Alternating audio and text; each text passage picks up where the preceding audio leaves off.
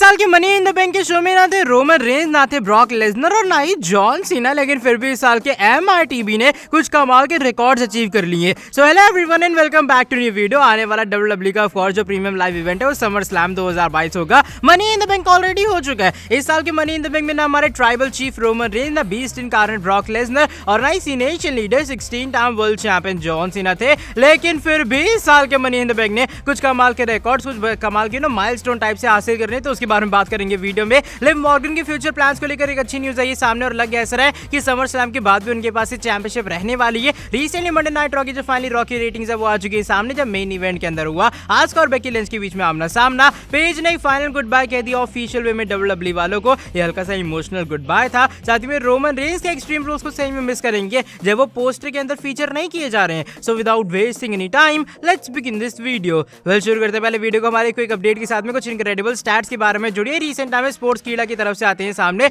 और फिर recent time में ये बात रिवील करते हैं कि मंडे नाइट रॉ के मेन इवेंट की अगर हम लोग बात करें तो 70 डे ऑलरेडी प्लस हो चुके हैं कि WWE के रॉ के एडिशन का जो मेन इवेंट है वो किसी मेल टैलेंट ने नहीं किया है। एकदम सही सुन रहे हो भाई। लास्ट टाइम जब मंडे नाइट रॉ के अंदर मेल सुपरस्टार ने मेन इवेंट किया था वो मैच था इज़ाकल Cody Rhodes RK bro versus Usos और सेथ रॉलिंस केविन ओवेंस के बीच में। तब से लेके अब तक लगातार जो वुमेन्स है वो मंडे नाइट रॉ को मेन इवेंट करती हुई नजर आ रही है, जो कि मेरे हिसाब से अपने आप में काफी बड़ी चीज है कि भाई 70 डे प्लस होने को आए हैं और WWE के अंदर स्टिल जो वुमेन्स है फिलहाल मंडे नाइट रॉ को कैरी कर रही है। देखा जाए वुमेन्स डिवीजन के लिए काफी अच्छी बात है। रिसेंटली मंडे नाइट रॉ का जो मेन इवेंट है वो भी बेकी लिंच और आस्का का मैच ही हुआ था। हाँ, मैं ये मानता हूँ कि हल्का सा रेटिंग के अंदर डाउनफॉल आता है जरूर मेन इवेंट सीन में अगर कोई ज्यादा स्पेशल बुक ना हो, लेकिन फिर भी WWE इससे पता लग रहा है भाई किस तरीके से वुमेन्स को पुश देने का ट्राई कर रही है और फॉर श्योर वुमेन्स उन मैचेस के अंदर डिलीवर भी करती हुई नजर आ रही है। अच्छा, बात जब रेटिंग्स के बारे में हो रही है, बात करते हैं रिसेंटली मंडे नाइट रॉ के एपिसोड की व्यूअरशिप के बारे में। रिसेंटली जो मंडे नाइट रॉ का शो था उसकी रेटिंग हल्की सी डिले होती हुई नजर आती है क्योंकि ऑफ कोर्स वो USA का इंडिपेंडेंस डे सेलिब्रेट कर रहे थे। दैट्स व्हाई जो रेटिंग है उसके अंदर हल्का सा डिले आता हुआ नजर आया, लेकिन फाइनली ये रेटिंग्स आ चुकी हैं सामने। इस हफ्ते जो मंडे नाइट रॉ के एपिसोड की रेटिंग आई है वो हल्की सी चौंका देने वाले, जो एवरेज व्यूअरशिप आई है वो आई है 1.563 मिलियन व्यूअर्स। एकदम सही सुन रहे हो, 1.563 मिलियन व्यूअरशिप आई है। कहां लगातार दो जो मंडे नाइट रॉ के शो 1.9 मिलियन के अराउंड टच कर रहे थे, लेकिन इस हफ्ते रेटिंग जितनी ज्यादा डाउनफॉल में जाती हुई नजर आती है। पहले घंटे की जो रेटिंग है वो आती है 1.702 मिलियन व्यूअर्स, दूसरे घंटे में जो रेटिंग है वो आती है 1.661 मिलियन व्यूअर्स और तीसरे यानी कि फाइनल घंटे के अंदर रेटिंग आती है 1.327 मिलियन व्यूअर्स। अब देखो जो मेन रीजन बताया जा रहा है रॉ की रेटिंग्स की डिक्लाइन होने का वो ये था कि भाई उस दिन जैसे मैं बता रहा हूँ कि USA का इंडिपेंडेंस डे था, तो यहाँ पर फैंस को चूज करना था उन्हें WWE को देखना है या फिर जो USA के इंडिपेंडेंस डे वाले दिन प्रोग्राम इवेंट्स होते हैं उन सभी को देखना है। तो आई गेस काफी लोगों ने चूज किया कि भाई उन्हें USA की जो इंडिपेंडेंस डे वाले इवेंट्स है उन्हें देखना है और ऑफ कोर्स WWE को यहाँ पर टफ कंपटीशन मिला था, लेकिन फिर भी मेरे हिसाब से 1.563 मिलियन इतनी भी कम रेटिंग नहीं है। हाँ, तीसरे घंटे में ज्यादा कुछ तगड़ा ही डाउनफॉल आता हुआ नजर आया। बाय द वे, आज की जो हमारी नेक्स्ट अपडेट है वो इस बार पेज के बारे में जुड़ी है, जो कि ऑफिशियल वे में बन चुकी है अब एक फॉर्मर WWE सुपरस्टार। यप, एकदम सही सुन रहे हो। पेज का जो WWE कॉन्ट्रैक्ट है वो एक्सपायर हो चुका है जैसा हम लोग जानते हैं, और इससे पहले जो पेज उन्होंने बात कंफर्म भी कर दी थी कि वो WWE के साथ में रीसाइन नहीं करेंगे क्योंकि WWE उनको खुद ब खुद रीसाइन नहीं करवाना चाहती है। लेकिन रिसेंट टाइम में जो प्लेस ट्रिब्यूट नाम की वेबसाइट है ना, जहां पर हर सुपरस्टार अपनी जो एक तरह की एंडिंग चीजें वो बताता हुआ नजर आता है, WWE को थैंक करता है या फिर कोई भी कंपनी को थैंक्स वगैरह करता हुआ नजर आता है, तो उसके ऊपर रिसेंट टाइम में जो पेज अपना आर्टिकल पोस्ट करवाती है वो आर्टिकल का जो वो एक तरह का टाइटल वो है इट्स हार्ड टू से गुड बाय। उसका स्क्रीनशॉट आप लोग देख पा रहे होगे। अब यहाँ पर स्टार्टिंग जो लाइन है कुछ इस तरीके से, तुम अब लोग मुझे पेज ने बल्कि सराया के नाम से बुला सकते, जो कि एक्चुअल में उनका रियल नेम है क्योंकि आज से ऑफिशियल वे में ये उनका आखिरी दिन है पेज के नाम से, क्योंकि उनका WWE contract of course expire हो चुका है। वो शुरुआत बताते किस तरीके से अप्रैल 2011 में जब वो सिर्फ और सिर्फ 18 साल की थी, वो आई थी इंग्लैंड के अंदर कम्पीट उन्होंने किया था धीरे धीरे करके। अब वो 30 को होने को आई है जब सिर्फ एक मंथ बाकी रह गया, जो कि उनको सुनने में काफी क्रेजी लग रहा है। उन्होंने जो पूरी अपनी एडल्ट लाइफ है ऑलमोस्ट WWE के साथ में ही बिता दी और WWE सुपरस्टार्स का AJ ली का, नटालिया का, एमा का, जिनके साथ में उनके NXT के काफी सारे अच्छे खासे फ्यूड हुए थे, इन सभी का थैंक्स करती हुई नजर आती है। WWE मैनेजमेंट का थैंक्स करती है, WWE यूनिवर्स का थैंक्स करती है।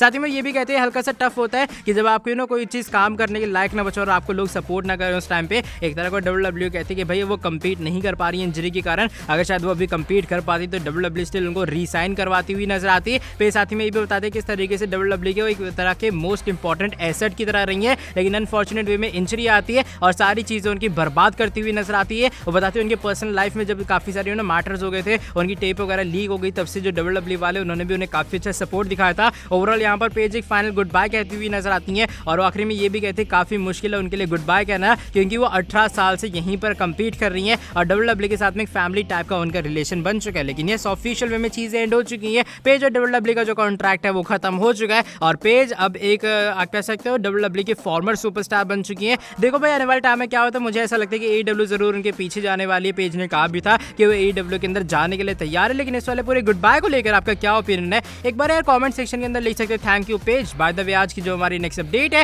वो इस बार हमारे undisputed universal champion of the world the tribal chief the head of the table Roman Reigns के बारे में जुड़ी है। अब मैंने रिसेंट टाइम बताया था कि भाई एक्सट्रीम रूल्स 2022 का जो ऑफिशियल पोस्टर है वो आ चुका है सामने। इस वाले पोस्टर के अंदर बेकी लिंच है, सेथ रॉलिंस है, बॉबी लैशली है और बाकी सुपरस्टार भी जरूर शामिल है, ड्रू मैकिंटायर भी है। लेकिन इस वाले पोस्टर के अंदर मिसिंग है हमारे ट्राइबल चीफ रोमन रेंस। और रिसेंट टाइम में होता है कि भाई ये बात कंफर्म होती हुई नजर आती है कि जो रोमन रेंस का पोस्टर मिस करना है वो एक्चुअल में बात कंफर्म करता है कि रोमन रेंस शो पर ही नहीं होंगे। उसका स्क्रीनशॉट आप लोग देख पा रहे होंगे, यहाँ पर क्लियर वे में मेंशन है कि Roman Reigns is not expected to be at Extreme Rules on October 8। वो हेल इन अ सेल को मिस कर चुके हैं, मनी इन द बैंक को मिस कर चुके हैं। समर स्लैम के अंदर कंपीट करेंगे, क्लैश एट द कैसल के अंदर भी कंपीट करेंगे, लेकिन इस एक्सट्रीम रूल्स 2022 को हमारे tribal chief Roman Reigns miss करते हुए नजर आएंगे। ये चीज कंफर्म हो चुकी है। हाँ ऑफ कोर्स काफी सारे फैंस ने यहाँ पर क्रिटिसाइज किया कि भाई जो रोमन रेंस है वो पार्ट टाइमर है, वो PPV को मिस करते हुए नजर आ रहे हैं। लेकिन देखते भाई एटलीस्ट हम लोग आने वाले 2 PPVs को तो एंजॉय करें, summer slam and clash at the castle, जहां पर रोमन रेंस के हमें मैचेस दिखाई देने वाले हैं। आज की जो हमारी सेकंड लास्ट अपडेट है वो current SmackDown women's champion Liv Morgan के बारे में जुड़ी है।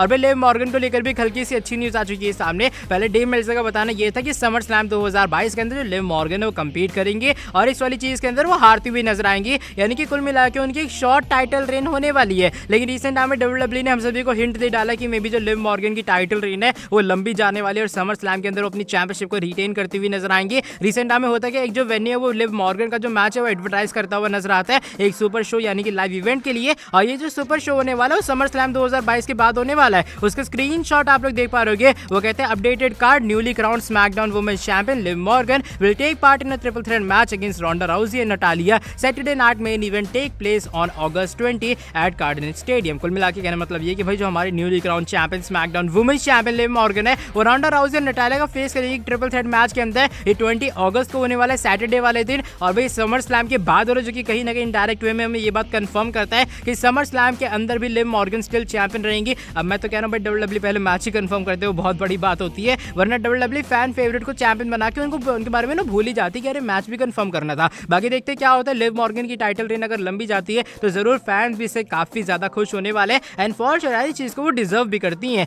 बाय द वे आज की जो हमारी नेक्स्ट एंड फाइनल अपडेट है वो WWE के इस साल के मनी इन द बैंक 2022 के प्रीमियम लाइव इवेंट के बारे में जुड़ी है।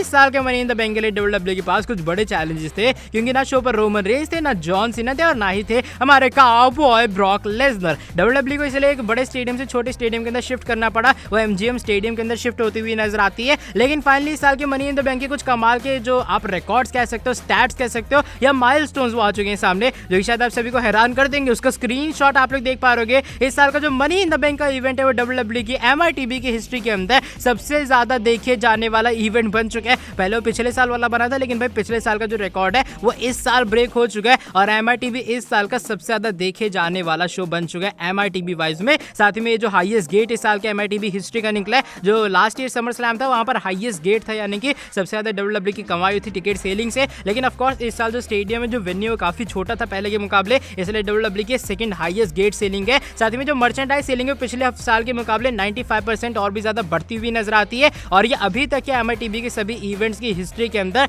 सबसे ज्यादा मर्चेंडाइज सेलिंग है। पहले लास्ट ईयर वाले ने रिकॉर्ड ब्रेक किया था और मर्चेंडाइज सेलिंग का वेन्यू के अंदर इस साल वाले ने भी रिकॉर्ड ब्रेक कर डाला है। ऊपर से इस साल के मनी इन द बैंक से पहले तो WWE ने अलग से मर्चेंडाइज की दुकान भी लगाई थी भाई उसी वेन्यू के अंदर कि आओ WWE की सारी जो मर्चेंडाइज आप यहाँ से आके परचेज कर सकते हो। तो मुझे ऐसा लगता है कहीं ना कहीं उसने भी WWE की इस चीज में मदद की है। वेन्यू के अंदर भी भाई अच्छी खासी यहाँ पर आप कह सकते हो शर्ट्स और मर्चेंडाइज बिकी हैं। अब तो मैं ये सोच रहा हूँ कि शो पर रोमन ब्रॉक और कहीं से गलती जॉन सीना बुक हो जाते तो भैया बवाल मच जाता इस वाले प्रीमियम लाइव इवेंट के अंदर। लेकिन फिर भी WWE के इस वाले MITB को कहीं ना कहीं अच्छे खासे स्टैट्स मिले, जो कि उनके फ्यूचर के लिए भी अच्छी चीज है। आगे शो के ऊपर हमारे भाई ज्यादा कुछ मेगा स्टार टाइप नहीं थे, लेकिन सेथ रॉलिंस थे, MITB का अच्छा खासा लैडर मैच था मेंस की तरफ से, वुमेन्स का भी अच्छा खासा लैडर मैच था, MITB कैश इन भी होता है और थ्योरी अनएक्सपेक्टेड वे में विक्ट्री भी हासिल करते हुए नजर आते हैं, जो कि ओवरऑल मेरे हिसाब से इस साल के मनी इन द बैंक को जरूर एक यादगार MITB बनाता है। बाय द वे आज की वाली वीडियो बस यहीं तक थी कि आप लोग भी सरप्राइज हो, शो पर एक मेगा स्टार ना होने के बावजूद भी WWE इतनी सारी चीजों को पुल आउट करती हुई नजर आती है। साथ ही में चलो चैनल के ऊपर न्यू है, सब्सक्राइब नहीं किया सब्सक्राइब कर देना चैनल को, प्लस बेल नोटिफिकेशन को कर देना ऑन। मिलता हूं आपसे आके नेक्स्ट वीडियो के अंदर। बहुत ही ज्यादा जल्दी। Till then bye bye, take care.